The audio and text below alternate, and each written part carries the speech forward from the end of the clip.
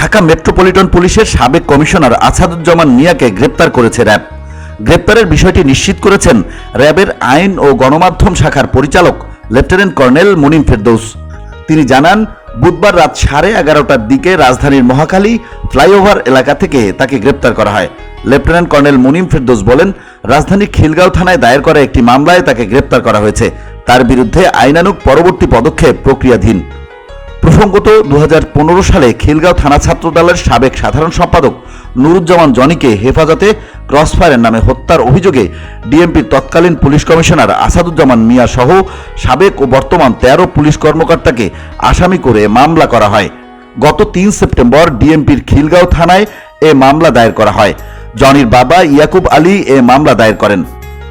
আসাদুজ্জামান মিয়া 2015 সালে 7 জানুয়ারি থেকে 2019 সালের 13 সেপ্টেম্বর পর্যন্ত ডিএমপির 32তম পুলিশ কমিশনার হিসেবে দায়িত্ব পালন করেন। 2019 সালের 13 সেপ্টেম্বর তিনি অবসরে যান। পুলিশের সাবেক এই ঊর্ধ্বতন কর্মকর্তার স্ত্রীর নামে ঢাকায় একটি বাড়ি ও 2টি ফ্ল্যাট, ছেলের নামে একটি বাড়ি এবং মেয়ের নামে একটি ফ্ল্যাট রয়েছে। এছাড়া ঢাকা, গাজীপুর ও নারায়ণগঞ্জে তার স্ত্রী সন্তানদের নামে 67 শতক জমি রয়েছে। এই 3 জেলায় তার পরিবারের সদস্যদের নামে রয়েছে আরও 166 শতাংশ জমি।